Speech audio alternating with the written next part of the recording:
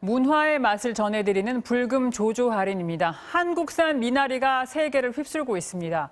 봉준호 감독의 기생충의 뒤를 이을 작품으로 꼽힐 정도인데요. 곧 국내에서 개봉한다고 합니다. 여준혁 영화 리뷰 크리에이터와 영화 이야기 나눠보겠습니다. 안녕하세요. 네, 안녕하세요. 네, 미나리 윤여정 씨가 연기로 본고장에서 영화의 본고장이 미국에서 인정받고 있다죠. 네. 시상식에서 10일관왕에 올랐죠? 네, 맞습니다. 정식 개봉 전부터 2021년 아카데미 유력 후보작으로 전 세계 이목을 끌고 있는 영화 미나리 이야기인데요.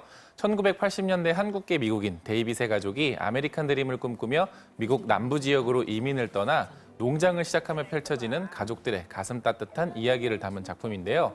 젊은 부부를 도우려 미국으로 향했던 외할머니 순자 역의 윤여정 배우가 아카데미 시상식에 전초전의를 할 수 있는 LA 그리고 뉴욕 등지 비평가 협회와 미국 여성 영화기자 협회 등에서 잇따라 여우조연상을 수상을 했고요. 현재까지 11관왕이라는 전무후무한 기록을 달성 중이라고 합니다. 앞으로 작고 큰 시상식들이 남아 있으니까 더 많은 수상을 기대해 보고요.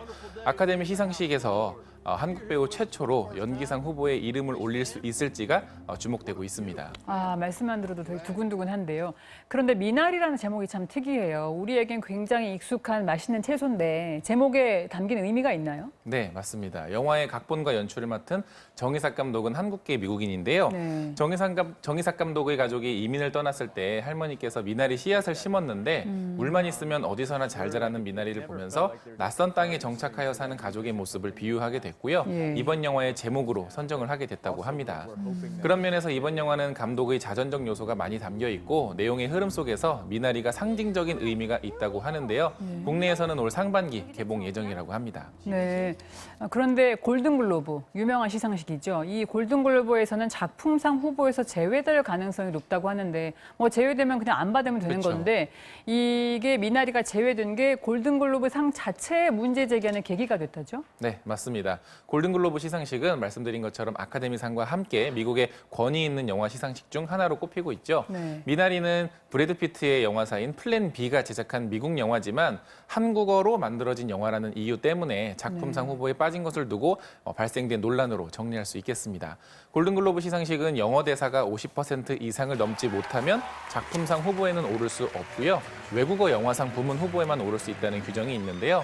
작년 전 세계 영화제상을 휩쓸었던 봉준호 감독의 기생충도 이런 규정 때문에 골든글로브 시상식에서는 외국어 영화상 부문을 수상을 했고 수상 소감에서 자막의 벽 1인치를 뛰어넘으면 훨씬 더 많은 영화를 즐길 수 있다라면서 자막에 달린 영화를 꺼리는 현지인들에게 아주 굵직한 소감을 이야기했던 적이 있었죠. 예. 개인적으로는 조금 아쉽지만 기생충 신드롬을 이어서 아카데미 작품상의 후보작으로 선정될지 관심을 갖고 지켜봐야 될 것 같습니다. 예, 약간 시대착오적인 기준을 아직도 갖고 있는 것 같은데요. 네. 예, 미나리가 국내에 빨리 상륙하기를 기대해 봅니다.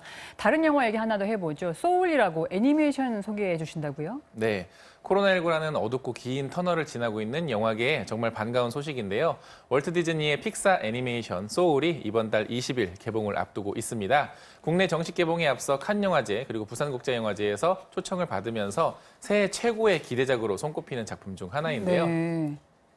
네, 소울을 통해서 이게 최대 기대작일 정도입니까? 네, 이런 소울을 통해서 감독이 어떤 메시지를 전달하려고 하는 건가요? 영화 업 그리고 몬스터 주식회사 인사이드 아웃으로 친숙한 감독인 피트 닥터 감독이 인간이 태어나기 전 세상에서 영혼들이 저마다 다른 성격 그리고 관심사를 어떻게 갖춰가는지를 감독 특유의 유쾌함과 감동적인 이야기로 풀어나갈 예정인데요.